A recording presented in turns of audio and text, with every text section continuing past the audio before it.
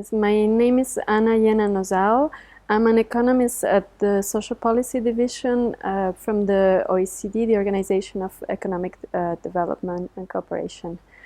And I work on issues related to social policies, inequality and employment. So today at the Council debate, I presented some of the outcomes of our report on rising inequalities.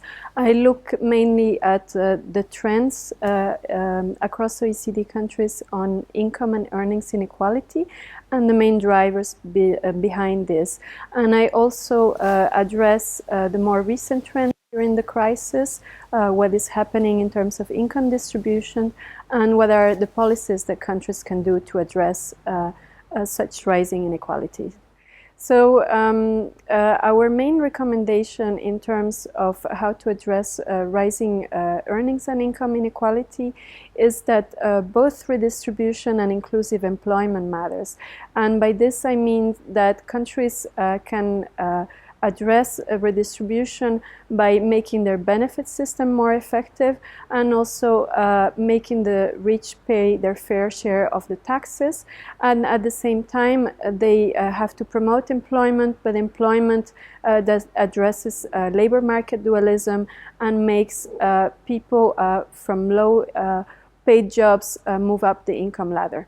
There is more and more the recognition that focusing on growth alone is not just the answer, and that we need to look at how growth is redistributed across society, about equality of opportunities, and also in terms of politically how we can make sure that the citizens are reaping the benefits of growth and they feel included within this process.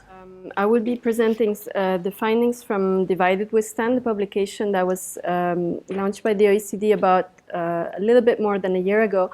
But I also wanted to mention that this is ongoing work at the OECD, and we are looking further at the impact of the crisis, the current economic crisis, on inequality, and we're also looking in detail at the labor market developments and how this has an impact on inequality.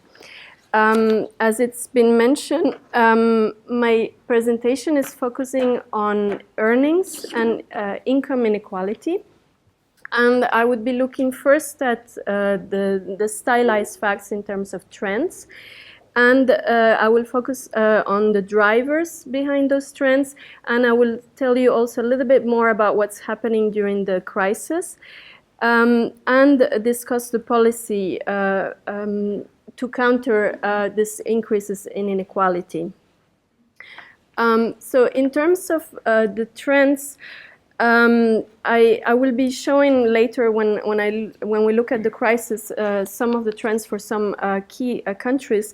But what we see is that household income inequality has increased in the last 20 to 30 years. So since we look at the mid-80s to 2008, just before the Great Recession, the average OECD Gini coefficient has increased by about 10%. And this increase is widespread because we see this increase in 17 out of the 22 OECD countries for which we have this longer-term data. And this increase is happening at both ends of the distribution. So it's happening in high inequality countries, traditionally high inequality countries such as the US or Israel, but it's also happening in traditionally low inequality countries such as the Nordic countries, in particular Sweden or Denmark, Norway. There's been quite a large increase. And we see a decreasing trend, very recent, since the 2000s, only in very, very high inequality countries, typically Chile and Mexico, also Turkey. So there is some sort of convergence towards higher income inequality in OECD countries. And we see this happening both over a period of time where there's been recessions, but also high economic growth. And what we see in terms also of the trend, what is driving this is basically inequality at the top of the distribution. So when we look at the top 10% earners with respect to the middle, this is the part where the gap is growing, rather than the part between the middle and the bottom 10% of the distribution. So that in 2008, we see that the top 10% richest earn 9 times more on average than the bottom 10%. And we also see that this rising inequality trend is happening at the same time as high employment growth. Since before the Great Recession, we had a low, very low unemployment rate across the OECD. When we look at the drivers, there's been a number of drivers discussed in the literature. And what we did in Divided We Stand was an empirical analysis looking at time series data since the 80s for the 22 countries for which we had long-term data. And we tried to look at wage dispersion and see how this related to the typical drivers, the globalization, skill bias, technological change, but also changes in institutions. And afterwards, we also tried to look further beyond earnings dispersion and looking at income and looking at changes in family and household structures, and also at the tax benefit system. So in terms of globalization, so far the literature has been mixed in this respect. And what our study found was that the impact on earnings dispersion was small. And this was both when we look at trade, so imports and exports as a share of GDP, we found that the impact was neutral in terms of the distribution. And we found a small impact of foreign direct investment more at the top of the distribution. On the other hand, the big driver, what we found was skill bias technological change. So looking at changes using a proxy for technological change, we found that this had a large impact on dispersion. However, it is also possible that globalization may have had an impact via the other factors. Particularly, there's now a literature looking at how globalization may have affected changes in institutions and policies. Because what we found that the other big driver of earnings dispersion was changes in institutional and regulatory reforms. And I would explain a little bit what I mean by that.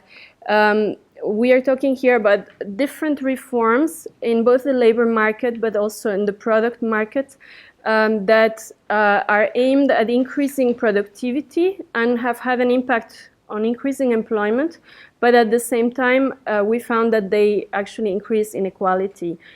So these are changes in employment protection legislation, particularly with respect to firing and regulation of hiring workers, and also the taxes as a share of the overall labor costs for companies, and also things such as union coverage. We also look a little bit more in detail at how minimum wages or unemployment benefit replacement rate as well, they would have an impact. And we found that in general all of those, but particularly what we call the tax wages, so the impact of tax on the labor cost, and employment protection legislation, they had a strong impact on increasing inequality in the last 20 to 30 years. On the other hand, we found that when we move beyond earnings towards income, the impact of changes in family formation and household structure, and by this I mean the fact that we have more single-headed households, and also the trend in assortative mating, so that people are marrying more within their income bracket. We often call this as like doctors are now marrying doctors rather than nurses. This has a small impact on overall household income inequality. It explains only about 20%. The big driver is the fact that wages overall have become more dispersed. I will look a little bit more detail at the changes in employment patterns and the tax and benefit system. So what we see is that there's been also changes in the labor market, and this is a part that we're looking more closely into it. But so far, what we can say is that if you look at the Gini coefficient for earnings, and you look at full-time workers, and then you add part-time workers, the Gini is 5 percentage points higher, and this increases by 2 percentage points more if you take into account the self-employed workers. And the reason behind that is that both part-time workers and the self-employed in many OECD countries, they tend to be more concentrated at the bottom of the income distribution. Although this is not always the case for the self-employed. In certain countries, they're more at the top. But on average, across the OECD, this is the case. And particularly for the self-employed, it's also more dispersed. And we see that this has an impact. However, for the self-employed, the impact is still small because they, on average, they make a small fraction of overall earnings. So around 15% of overall inequality is explained by taking into account other workers, the self-employed. There are countries, on the other hand, where the main rise in earnings inequality is actually the changes in the self-employed. This is the case for the Czech Republic. But in most OECD countries, it's still the full-time workers and that are explaining, so the employees that are explaining the drive. At the same time, we also see a change in hours worked. So we see there's a bigger divide between the top paid workers and the bottom paid workers in the hours they work. What we see is that there's been a big decline in hours worked at the bottom of the distribution. And here we want to look more closely, particularly at the issue of part-time, whether we are seeing that part-time workers are more concentrated at the bottom of the distribution, and this is something that could be explaining this divide between the bottom and the top of the distribution in terms of hours. In certain countries, this is the main driver, but there are also many other countries, the Netherlands and Germany, where both both hours have there's a big divide in hours, but also in hourly wages between the bottom and the top of the distribution. And we also see in terms.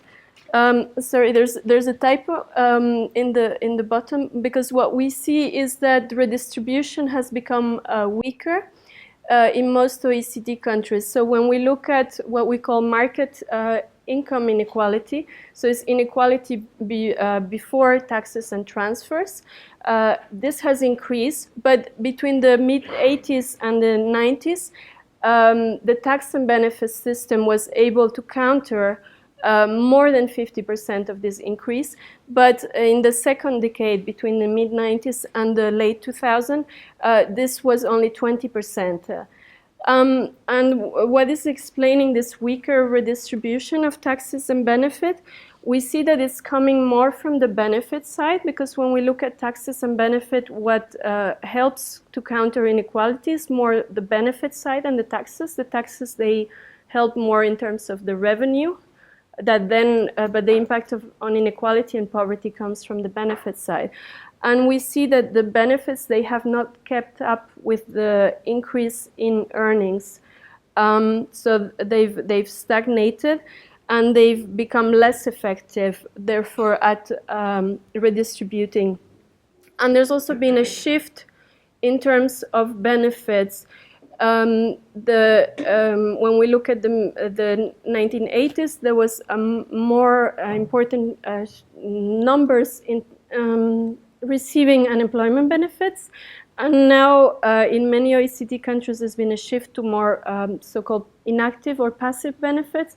In particular, there's been a rise in Nordic countries, but other countries of disability benefits. But there's also a shift towards social assistance in certain cases or family-related benefits that are not turning people towards employment. And we also see that in terms of tax reforms, they have not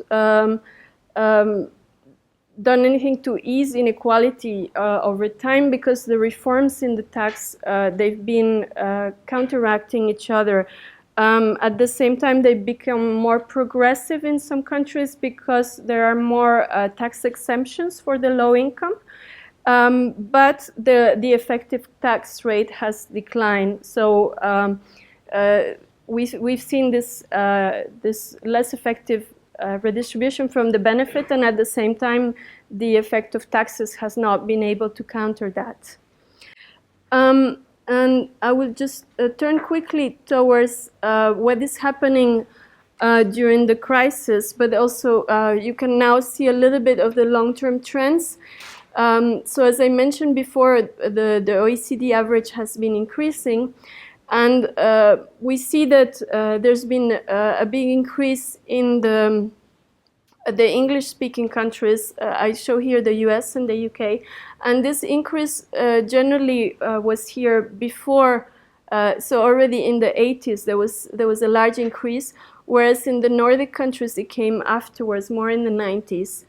And but what you see is that the data we have now is for 2010. We're starting to have 2011 data for the Gini coefficient, and we see that for both the US and the UK, there's been very little movement in terms of inequality during the crisis. It has stagnated. On the other hand, we see countries like France, where income inequality has increased slightly, whereas in Germany it has declined. And we also see countries that have been hit hardly by the crisis, such as Spain, where income inequality has also increased. But overall, in this 2-3 years of the crisis, what we see is very little change. Inequality has either stagnated or increased slightly, with a few exceptions, such as Spain and Ireland, for instance. And why is this the case? On the one hand, at the top of the distribution, we've seen a decline in income, mainly driven by what's happening in the capital market. So capital gains driven by declining stock prices and interest rates have led to a decline in incomes for the top of the distribution. Although this may be temporary, and I will show in a minute what's happening at the very top of the distribution. And so far, again, we are looking at data up to 2010 and 2011. What we see is that in the first years of the recession, there were great stimulus packages, particularly 2009. Many countries introduced either additional measures to boost employment, but also there were countries like the United States where they extended unemployment benefits. And there were different packages here that have helped to cushion this falling income levels. And we also see that there's been some what we call household coping strategies. We see that the second earner in the household, they've increased their hours. And we also see in certain countries a return to the family of young people going back to live with their parents to pool their income together. However, we need to look a little bit further into this, because what we know from previous recessions is that the gap has widened because particularly the incomes at the bottom have stagnated, while the incomes at the top, they recovered. And we also need to look further at what is happening with austerity and fiscal consolidation measures, how countries are tackling their tax and benefit system, and how this may have an impact on low-income households. Particularly, there's been now increases in VAT rates that tend to be regressive, but there is more and more discussion in certain countries of cutting certain benefits, and there we have to look. And just in terms of this temporary effect, I wanted to show you what's happening at the top of the distribution. So here we have, for 3 countries, we have the top 10%, but also with the 1% and the 0.1%. And this is in terms of the income share. So the share of income, the share of overall income captured by this, the top. And what you see particularly at the top 1% and at the top 0.1% is that in 2008 there was a great decline in their income share. But well, in Ireland this decline is continuing. What we already see in the United States is that it's picking up again. So it is possible that already in a few years the big decline that they've seen in 2008 is already they've already catched up with that, and this is something that we see. We are looking at top incomes, and we've seen from previous recessions is that the income at the top 1% and at the top 0.1% is more volatile, so it falls more quickly with a recession, but it also recovers more quickly. So just to end with policies. As I mentioned before, it's important to look at the 3 different aspects. On the one hand, we've seen that there's been a decline in the effectiveness of redistribution. So it's important for countries to address this through tax and benefit reform. But what we've also seen is that the big increase in income inequality is driven by what's happening in the labor market, by changes in earnings dispersion. But also when we look at, we looked further, we look at the counter impact. So we see that in the last 2 decades, employment has increased. And this was accompanied by a decline in overall inequality. But because the dispersion of wages increase, overall inequality increase.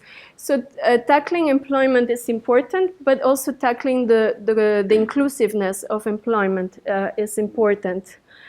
And I'll mention a little bit more of that. So in terms of taxes and benefits, governments had to look at both parts. One is cash transfers and in-kind.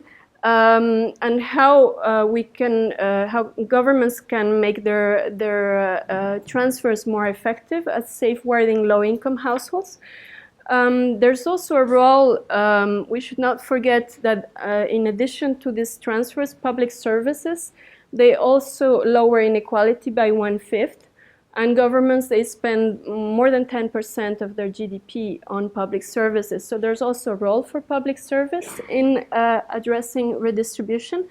But there's also some margin for governments to act on the other side, on the tax provision. And particularly because we've seen this rise in inequality coming from the top of the distribution, there's more and more of a discussion now about the rich paying their fair share and how we can increase tax provisions for the top of the distribution. And this doesn't necessarily mean that their marginal tax rates have to increase, because you all know that this may have an impact on their effort, or it might have an impact on their shift between labor and capital. We can discuss that afterwards. So, but it can have an impact on the labor provided by the top of the distribution. But you can look at avenues to decrease tax exemptions. In reality, the effective tax that is paid by the top of the distribution is much lower than their marginal tax rate, because there are many tax exceptions, there are many tax breaks, and they benefit particularly the top of the distribution. There are also avenues to increase property taxation and inheritance taxation. And here, as I mentioned before, we saw these two opposing trends. Overall, inequality has increased, but employment is contributing to a lowering inequality, while at the same time, because you have more people into employment, the dispersion of those employed, the earnings of those employed is greater. So we need to look at how we can increase employment, but we can decrease the duality in the labor market and make sure that there is, we reduce labor market segmentation, that those at the in low-paid jobs, they can benefit and move up the income ladder. And we think that upskilling is quite important in promoting training and opportunities, so that the low-skilled can benefit more in terms of their earnings growth.